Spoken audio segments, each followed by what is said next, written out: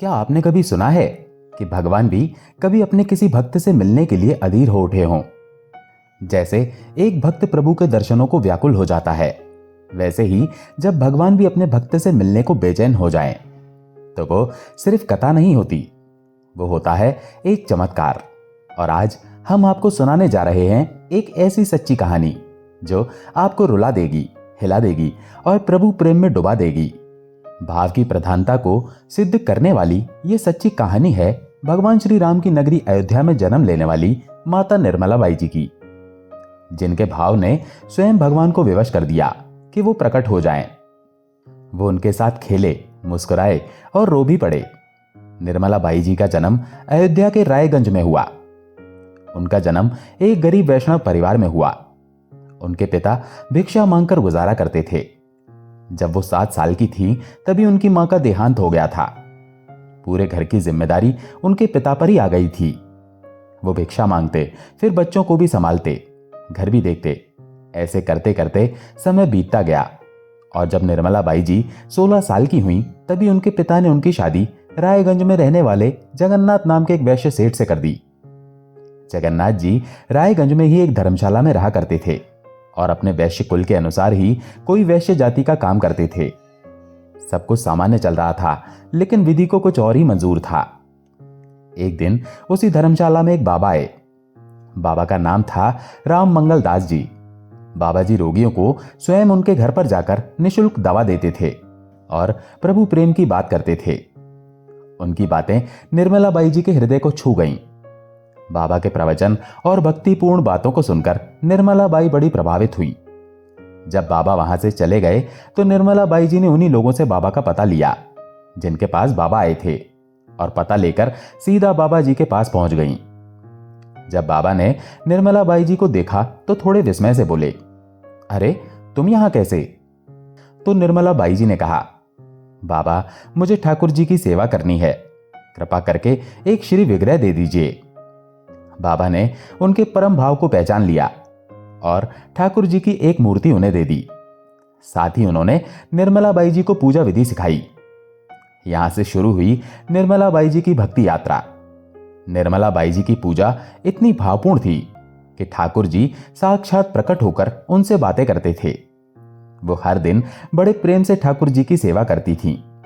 यहां तक कि महावारी जैसे अशुद्ध माने जाने वाले दिनों में भी वो ठाकुर जी की सेवा करती थीं, क्योंकि ठाकुर जी उनसे स्वयं कहते थे कि अगर तुम मुझे नहलाओगी नहीं, भोग नहीं लगाओगी, तो मैं कैसे रास करने के लिए जा पाऊंगा।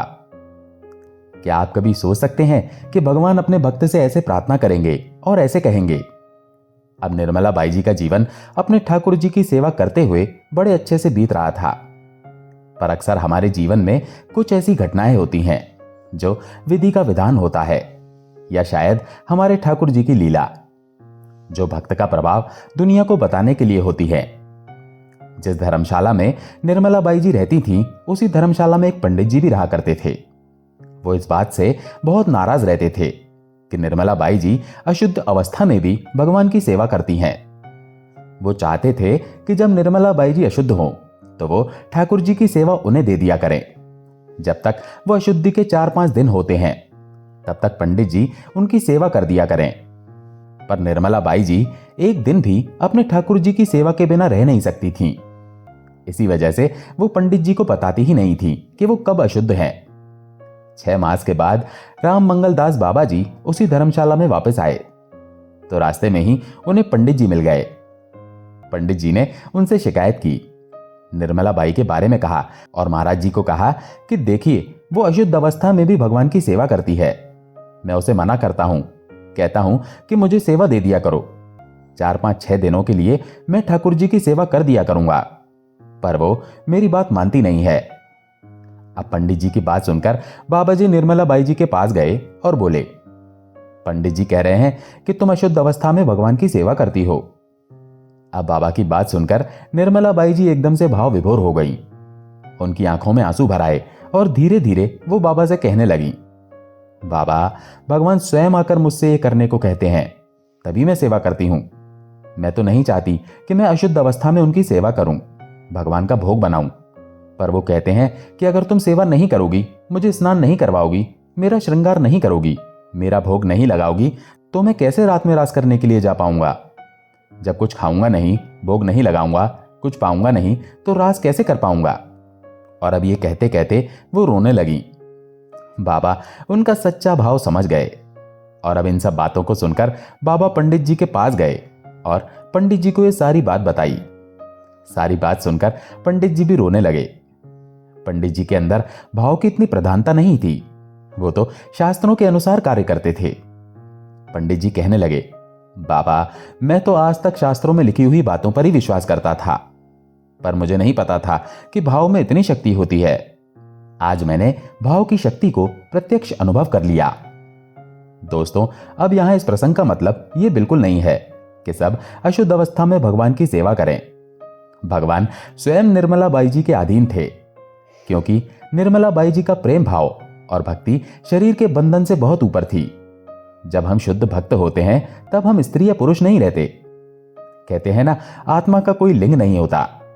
इसीलिए जब हम उस अवस्था में पहुंच जाते हैं तो फिर शरीर का भेद नहीं रहता। जितना प्रेम निर्मला बाई जी को ठाकुर जी से था, शायद उससे ज्यादा प्रेम ठाकुर जी को निर्मला बाई जी से था। और इसी वजह से ठाकुर जी निर्मला बाई जी के साथ बड़ी प्यारी प्यारी लीलाएं करते थे। एक सुंदर प्रसंग है। एक दिन की बात है, निर्मला बाई के पति दुकान पर जा चुके थे। निर्मला बाई घर पर थीं। उन्होंने भोजन बनाया। भोजन बनाकर चौका साफ किया और उसके बाद में जो पोता मिट्टी होती है उसको एक बर्तन में घोल के पोता लगा रही थी। कपड़े को भिगोकर चूल्हे पर पोता लगा रही थी। पोता लगाने के बाद उन्होंने हाथ धोए। हाथ धोके खड़ी होने ही वाली थी कि इतने में ही ठाकुर जी 5 वर्ष के बालक के रूप में उनके पास आए और उनकी पीठ पर चिपक गए और दोनों हाथों को उनकी गर्दन में डाल दिया। अब ठाकुर जी ने निर्मला बाई जी को कसकर गर्दन से पकड़ रखा था। निर्मला बाई जी खड़ा होना चाहती थी। वो ठाकुर जी को कह रही थी कि छोड़ लल्ला मुझे, देख मेरे हाथ गीले हैं तो छोड़ मुझे। ठाकुर जी उन्हें गुदगुदा रहे थे। तब निर्मला बाई जी ने क्या किया, प्यार प्यार में बहुत हल्के से हाथों से उन्होंने ठाकुर जी के गाल पर हल्की सी एक चपत लगा दी, हल्का सा तमाचा लगा दिया। पर यह क्या, हमारे ठाकुर जी की आंखों में मोटे मोटे आंसू आ गए। जब निर्मला बाई जी ने देखा कि ठाकुर जी की आंखों में आंसू हैं, ठाकुर जी बड़ी जोर से रोने लगे। निर्मला बाई जी को बहुत बुरा लगा। वो अपना हाथ दीवार पर मारने लगी। हाय, कैसे मैंने लाला को मारा, ये मैं कैसे कर सकती हूं? निर्मला बाई जी बुरी तरह रो रही थी, दीवार पे हाथ को पीट रही थी। जब ठाकुर जी ने देखा कि अरे ये तो मेरे कारण रो पड़ी हैं, तो ठाकुर जी उनकी गोद में जाकर बैठ गए।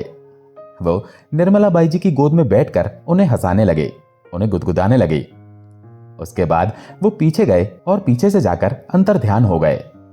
निर्मला बाई ने उस दिन का कामकाज पूरा किया और दूसरे दिन राम मंगल दास बाबा जी के पास पहुंच गईं और रो रोकर पूरी घटना उन्हें बताई, कैसे ठाकुर जी ने उनके साथ लीला की।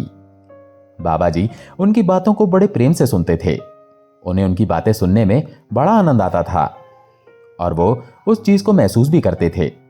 तो ये प्रेम में लीला की पूरी घटना सुनकर बाबा जी कृष्ण प्रेम में डूबे ठाकुर जी को याद कर रहे थे और निर्मला बाई जी अभी भी बहुत रो रही थी। बाबा ने उनसे पूछा, तुम रो क्यों रही हो? तब निर्मला बाई जी बोली, बाबा ठाकुर जी लीला तो बहुत प्यारी करते हैं, लेकिन मैंने जो उन्हें चांटा मारा और जो उनकी आंखों में आंसू आए, वो दृश्य मेरी आंखों से हटता ही नहीं। वो मुझे रह रह के दुख देता है। उनकी आंखों में मेरे मारने से आंसू जो आ गए। जब उन्होंने देखा कि मैं रो रही हूं तो मुझे गुदगुदाने, मनाने और हंसाने के लिए आ गए, मेरी गोद में बैठ गए। लेकिन फिर भी मुझे मेरा चांटा लगाने से जो उनकी आंखों में आंसू आए, वो दृश्य मेरी आंखों से जाता नहीं और वही मुझे बार बार दुख दे रहा है।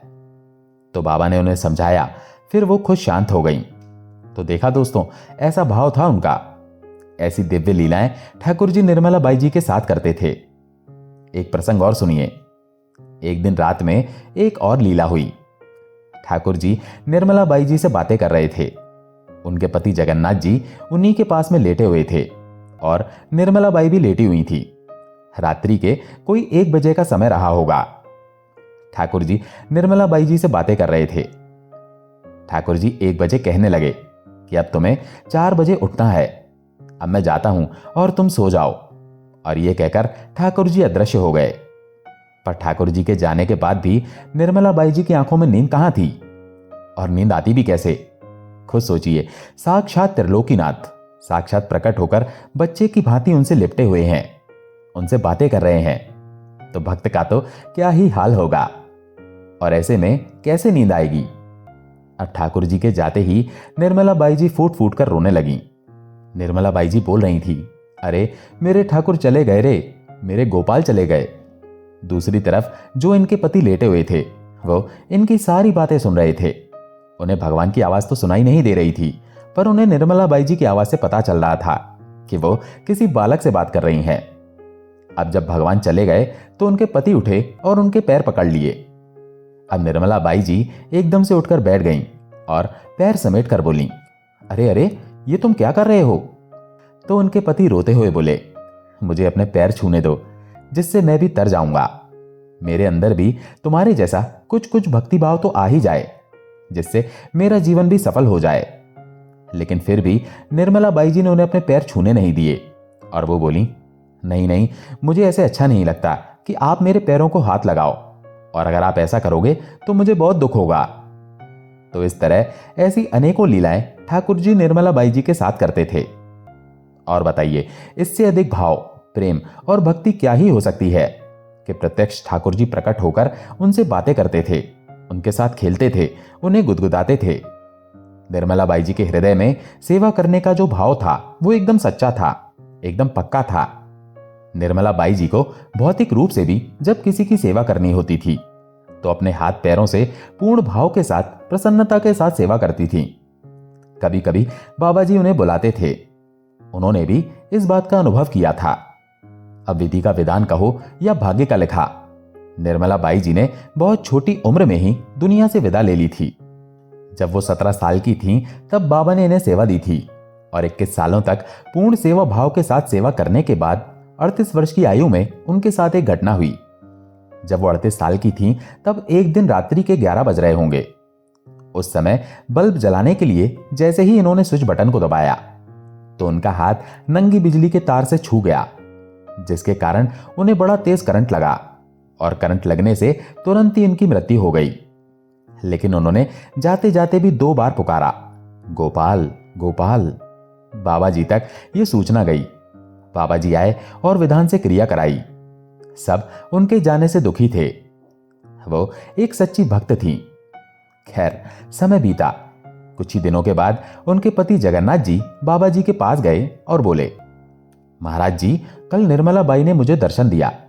रात में वो मेरे सपने में आई थी।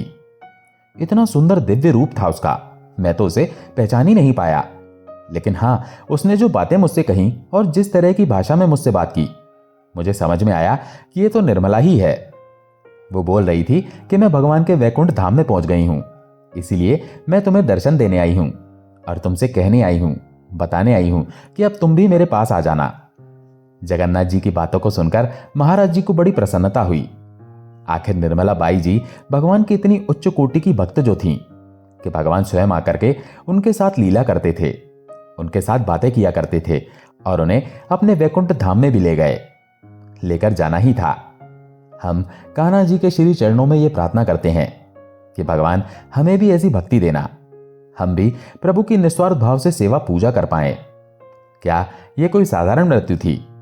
नहीं, ये तो थी भाव भक्ति की पराकाष्ठा पर विराम देने की आत्मा की लीला। ऐसे भक्तों की कथा हमें याद दिलाती है कि भगवान को पाने के लिए विद्वान बनना जरूरी नहीं है, भावुक बनना जरूरी है। जो भाव से बसता है, भगवान भी उसी भाव से उसके सामने आ जाते हैं। दोस्तों, आशा है ये कहानी आपको पसंद आई होगी।